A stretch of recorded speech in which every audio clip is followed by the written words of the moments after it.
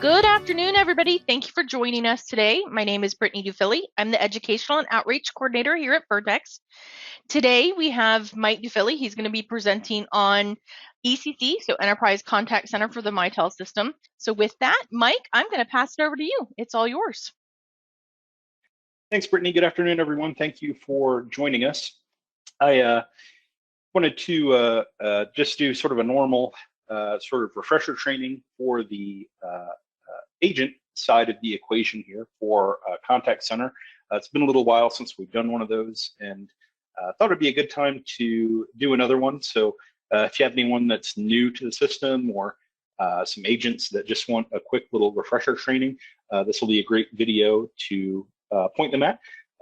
We'll cover just kind of the basics of the Agent Interaction Center, which is the web page that agents use to log into their queues and interact with the call center, and just talk about the different features available here, what the different actions the agents can take, and what kind of information we can display for them.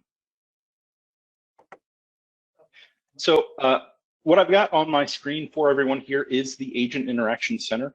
I went ahead and logged in already, but ordinarily when an agent's logging in for the first time, kind of in the beginning of the day, they'll be prompted for a login, and that login is going to be their login for the Mitel system, either whatever their client password is set to in Connect Director on the PBX side, or if you're using the Active Directory integration feature, that'll be mapped to their Windows username and password. When they log in, this is the page that they're going to see here. We'll just give you a tour of kind of the things you can see here on this page and what they are. So immediately you can note here up in the upper left where it has my name. This is just letting me know that I'm Mike D, the agent Mike D. I'm logged in here. If I click on the little arrow next to my name, I will have some additional options here, including some settings we'll look at here again in a minute. The ability to download some logs, which we might use in a troubleshooting situation, and also our sign out command, which we'll use at the end of the day. Ordinarily, I don't have to interact with anything up here most of the time, but these are where some of these functions live if you're looking for them. Now, just to the left of that, over here on the far left side, the top of the screen, where I've got this big green button that says available, this is showing me my agent state. So this is going to correspond to my state on the contact center system and let me know if I'm ready to take calls, or if I'm not, what my not ready state is here. You'll notice I can, again, click on that little arrow here. It'll drop down this box, and this lets me choose as the agent whether I'm ready to take calls, or if I want to do what we call a release, where I need to pause myself in the queue and not take any more incoming calls. Any of the what are called release codes that are configured on the system will be available here for me to select. These may vary depending on your system. Release codes are customizable, so yours may look the same as mine, but we can use these to mark myself available for calls or not ready for calls as an agent. You'll notice if I do pick any of those not ready states here, this is going to turn red to let me know that I'm not taking calls currently, and give me a handy little countdown timer to let me know how long I've been in that state. Just underneath that, where it says my queues here, if I click the little arrow, I'm going to see a list of the different ECC queues or groups configured. Again, this is going to be something that's going to be customized to an individual system. You may have no queues here or a number of them. With the appropriate permissions, an agent can log themselves into and out of these different groups or queues. Again, depending on the way your particular system is set up, you may have the ability to choose individual group logins and logouts here, or you may just see these two links up at the top where it says kind of all queues or no queues. If you only see those two options, that just means that your system has those permissions restricted, and you can still log in and out of queues. You just don't have the ability to pick which ones individually. You can either log into all queues that have been assigned to you by the admin, or log out of the queues. If you do log out, I'm just going to click that to show you what that'll look like here. You will see that up top, it's going to tell me that I'm red and not ready. Functionally, that's the same as me going up here and clicking sign out to log out at the end of the day. But you can do that during the day using this no queues button. I'm going to go ahead and log back into my demo queue here, which is the one we'll be looking at. And ordinarily logging in and out of individual groups or queues here isn't something that many agents commonly do, but depending on your own business needs and the way your call center is configured, it may be useful to have that flexibility for the agents. Now, the main part of the display here that we can look at in the middle, generally this is going to show us any calls that are currently queued on the system for us. If I did have any calls currently waiting in the queue, we'll actually see them listed here. Currently just logged into my demo queue, so I don't have any at the moment, but what I can do is go ahead and put myself into a release state here and make a quick call into that queue so you can see what our queued calls look like.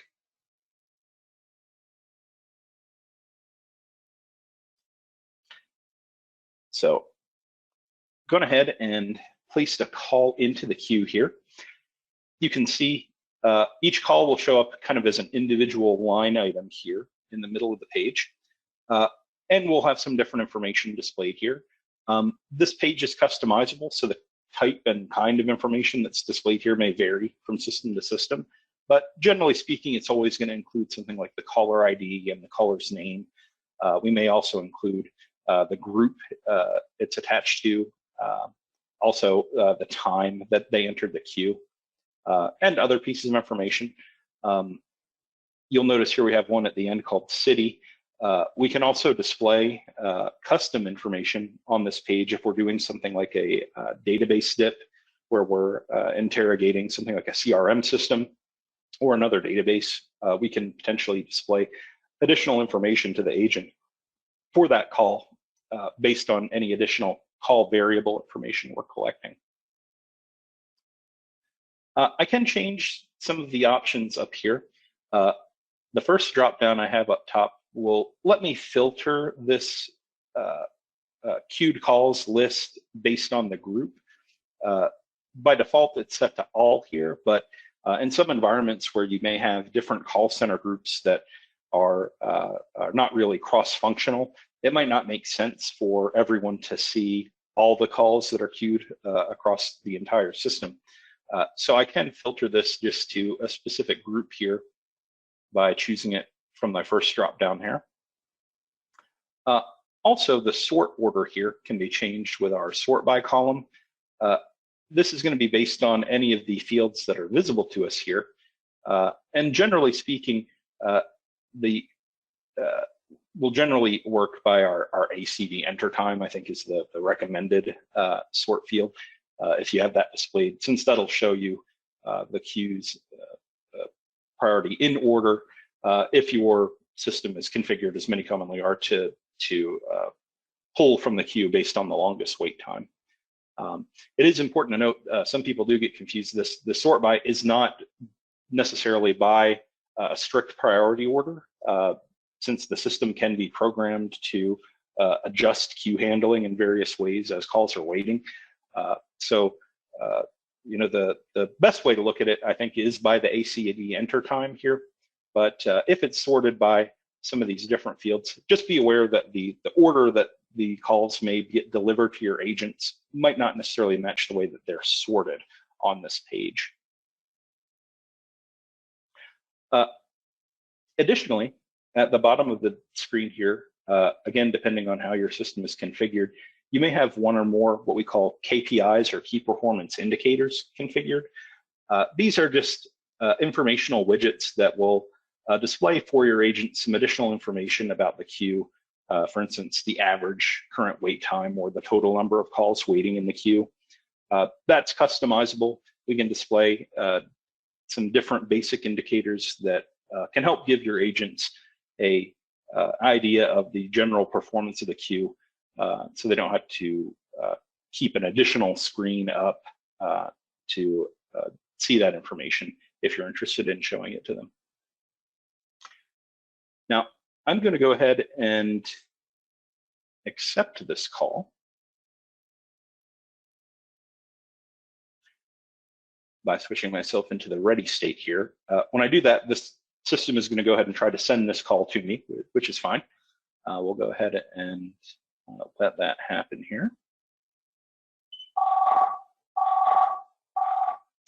So while the call is ringing to the agent here, they will see this additional information displayed. Again, this is information that we can gather, of course, from the phone call itself, but also from other systems.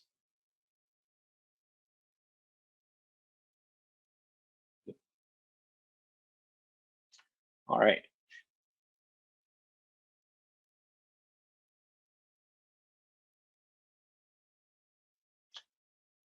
Sure, I'm muted there. Okay. While we're on a call, we'll see that this page changes to indicate that we are now busy. We're able to see the call we're currently interacting with here, the caller ID information. And of course, that call profile information we were able to see earlier. I'm displaying a lot of information here, but this again can be customized depending on what we're wanting to display to the agent. Over here to the right, we do have some basic call controls. I do like to point out the call control we have here through the Agent Interaction Center is extremely limited. You can see here we have a couple of commands, basically a hang up command, a hold command, and then a few buttons here we'll talk about. The ability to enter a wrap-up code. We do have a transfer button and a conference button. Unfortunately, these transfer and conference buttons don't really work the way we'd really like them to. They're not general purpose transfer buttons. They're really meant to transfer to another agent on the system. So you'll notice here if I click this transfer button, the names it's going to display to me here are just the other agents that are logged into the system, not all the extensions on my phone system generally. For that reason, always recommend that really, if you want to interact with the call for something like a transfer or anything like that during the call, you can continue to use the Connect client for that. So you can see here in my Mitel Connect client, I'm able to click on this call here, and I've got my full menu of call control features, including transfers and conferences and things like that, that I can do from the Connect client that have full functionality that'll allow me to transfer to all the extensions on the system.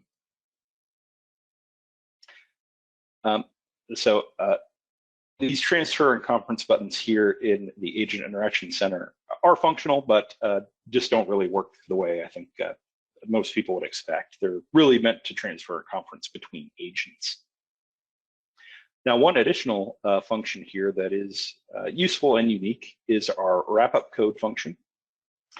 Wrap-up codes are ways we can tag a call with a particular code so that we can track it in reporting. And it could be various reasons we might want to do that. Commonly, you'll have things like maybe the company would like to track the number of interactions with potentially an irate caller in many cases. So we might have a code here similar to a customer satisfaction issue, right? If the caller was upset for any reason. Maybe we'd like to track for a support organization the number of calls where we can resolve the issue on the first call. We don't have to reschedule or call someone back. So I can mark that call with this first call resolved code. Maybe I want to track sales inquiries. We can create a code for that. So these wrap-up codes, they're going to be unique to your particular situation. There is no kind of default set of wrap-up codes. So if you are using them, these will always be custom. But the wrap-up code button here gives me, as the agent, the ability to tag that call with the wrap-up code during the call. And I can click on this button at any point to pick one or more of these wrap-up codes to put on this call. Now, obviously, we'll be on the call. We'll interact with our caller normally. Once we're completed, we can either, just hang up our phone, or we can use the hang up button here in the Connect director, or we can use the hang up button here in the Agent Interaction Center. Once we do that, the system is going to go ahead and give us our wrap-up time. You'll see this timer show up once we hang up the call, and this will count down for us the configured wrap-up time that the administrator has programmed for this particular group. Again, that's adjustable. Depending on your system, you may have the ability to hit that extend wrap-up button. Again, certain scenarios where we may not want agents to be able to extend their wrap time indefinitely, which is what that extend button will do. So if you don't see that in your own system, that's just something that's been removed for you. But generally speaking, an agent will have a certain configured amount of wrap time, generally 10 to 60 seconds, where the system will hold off on presenting any new calls to them, allow that wrap time to complete, just so the agent can wrap up any data entry, potentially choose, again, those wrap codes for the call, attach that to the call. And then once that wrap timer is expired and there are any more calls in the queue, those will be presented. In this case, it's I hit that extend wrap button. You can see here up in the upper left, I'm going to be kept in this wrap up state until I hit the end wrap up button here. So I am going to go ahead and do that, and that'll end my wrap up. And you'll see here that now my status has transitioned to available, and we're ready to take the next call. So kind of throughout the day as an agent, you'll just take those calls as they're presented to you. The Connect Contact Center system will only ever present one call at a time to an agent from the queue, so you shouldn't have to worry about being overwhelmed there. If you do have, obviously, somebody internally calling you extension to extension, or if you have a direct dial number that allows your extension to be reached directly through an outside line, it's still possible for those calls to present to you as second calls while you're on a call center call, but the system itself will only ever send a single ACD call to you. Also, as soon as you are on another call, the system will also hold off on sending you any new calls while you're currently interacting with any other call. A handy feature, if you are on a call, which I will go ahead and get another call here so we can demonstrate. So, oops. I think Steve set up a neat demo there for our pop-up feature. But if you are on a call and you know you're not going to be able to take another call, basically you want to make sure that you're not going to get another call.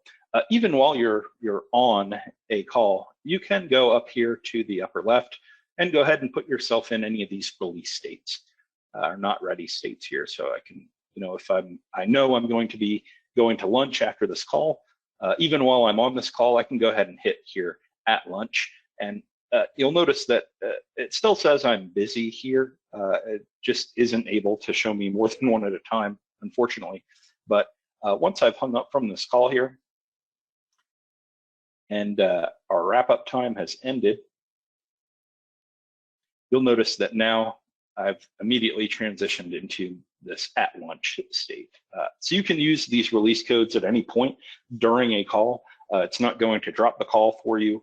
It's just going to go ahead and allow you to transition to that release state while you're still on a call.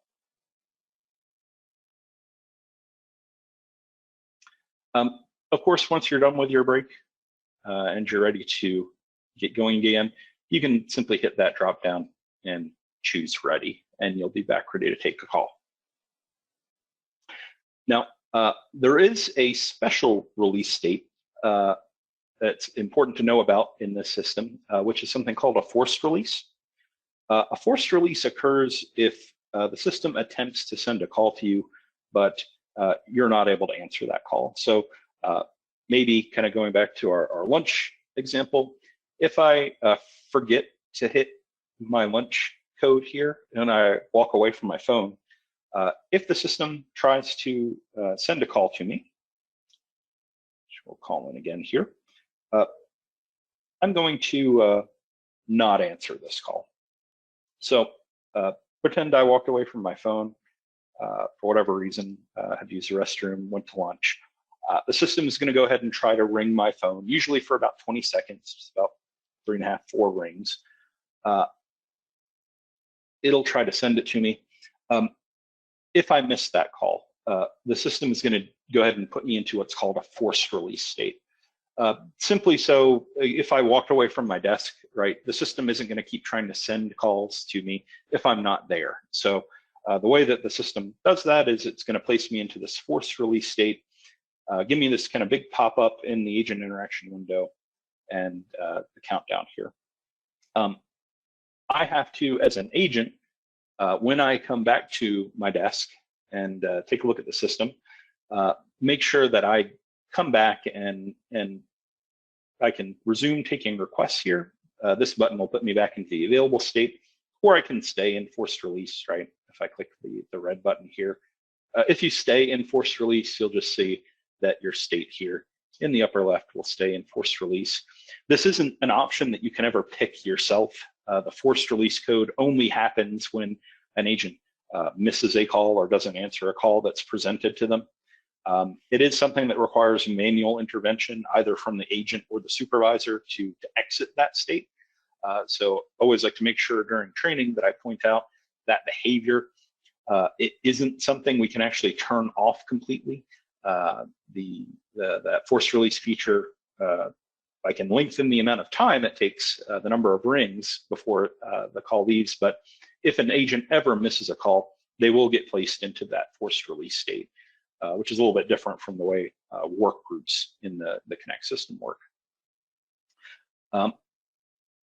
Again, to get out of this state here, I can simply click on that and click ready, and then I'll be back into my available state. Now, just to pivot over real quick to what a supervisor might see in this situation, because I think it's worth talking about a little of the day-to-day interaction from the supervisor perspective here as well. Just on my next tab here, I've got BrightMetrics pulled up.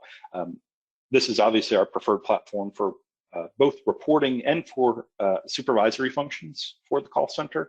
I think most, if not all, of our customers have this, far superior to the built-in reporting and supervisor tools that both the PBX and the contact center has. Here on this dashboard, this is showing me the real-time status of this demo group that we've been making those test calls with here.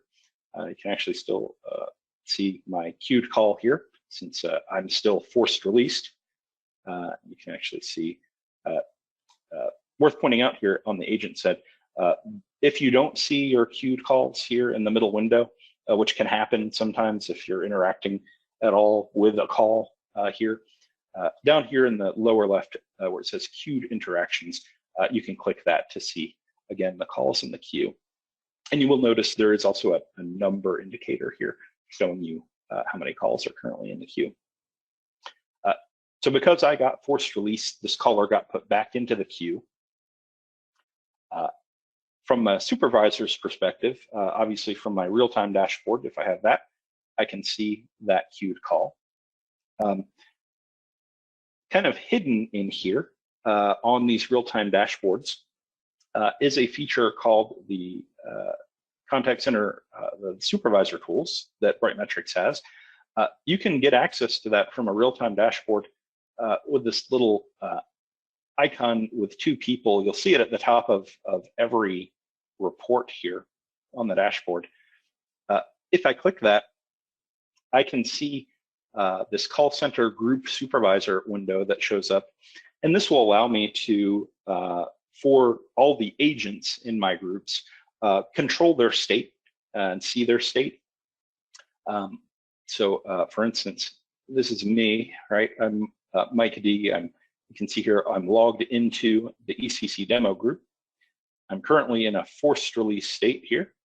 And of course, I as an agent should really fix this myself, but if the supervisor needs to, for whatever reason, do that for them, you can simply click on the agent here and click this resume button. In fact, you'll see once I do that, I'm immediately going to start getting that call ringing back into me here again. And if I were available, I could take that. I'm just going to go ahead and hang up that call here. And so now you can see my status has changed to idle. So I'm ready for the next call here, green and available.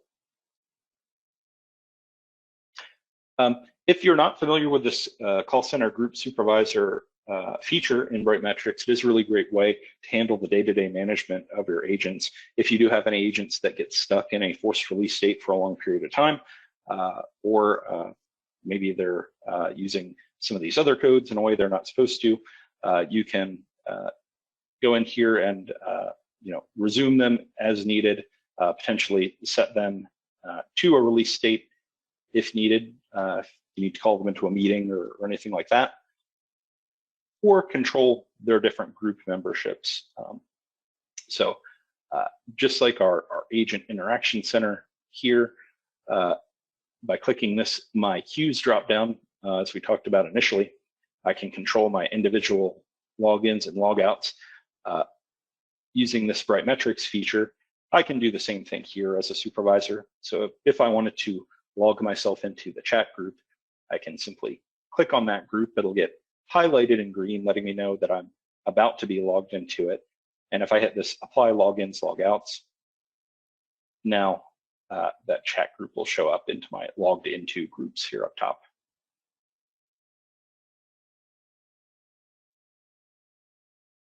So really great feature here in BrightMetrics for obviously managing the system. We can get access to this call center group supervisor feature from, of course, the two little people there. Also, if you do have this agent status board report present on your dashboard, you can also click on the name of any agent here, and that'll jump you, show you straight, take you straight to that agent on the call center group supervisor window. We can look at this sort of by agent, or here along the left-hand side, I can go to my groups list. We can also look at this by group instead of by agent. So I can pick an agent and choose the groups to log them into, or I can look at this by group and pick agents to log in. Same idea, two different ways of looking at it. Additionally, we do have the option to provide a direct link to the page. This is so that you can sign into this page on, for instance, something like a tablet or a mobile device. So you can email this link to yourself or send it via SMS to a phone. And this will allow you to actually get access to this call center group supervisor feature from a mobile device. So if you have a laptop or a tablet, if you're a floor supervisor for a large call center, it's kind of the idea there. Also, if I just wanted to pop this group supervisor out into its own window, that way I can have it on a different tab without impacting my dashboard view here if I want to keep that up on a separate window. A couple last things here on the agent side of things. Up here in our upper right-hand corner under settings, there are some checkboxes here for notifications. Depending on the web browser that's being used and the permissions that are set, you may have to both check these boxes and potentially allow some notifications to appear. A lot of web browsers now have permissions, their own permissions that block use of these notifications. In my case, I'm using Microsoft Edge. You can actually see here on this page, I've got a little highlight here saying notifications blocked. So if I do want to allow these notifications to work as an agent, you do have to also allow them in the browser. And these notifications will provide pop-up toast notifications here in the lower right-hand corner of my screen, sort of like you're used to with the Connect client. When you get an incoming call, you'll see the little pop-up in the lower right. The web page here for the Agent Interaction Center can also generate those alerts, but again, for those to be allowed, you have to make sure that they're checked off here on the settings page, and that the notifications are allowed by the web browser. So Chrome and Edge and Firefox have some different settings there for those notifications, but usually it'll take the form of kind of that blocked notification icon that you can see up in the address bar area usually. Now, as an agent, once you're kind of done for the day, what you'll do is ordinarily you'll just make sure that obviously all the calls are out of the queue, everything's empty. Generally, the schedule will have new calls shut down at that point, and I can see here my queue is empty. At the end of the day, we'll just go up here, hit the arrow, and choose the sign out option.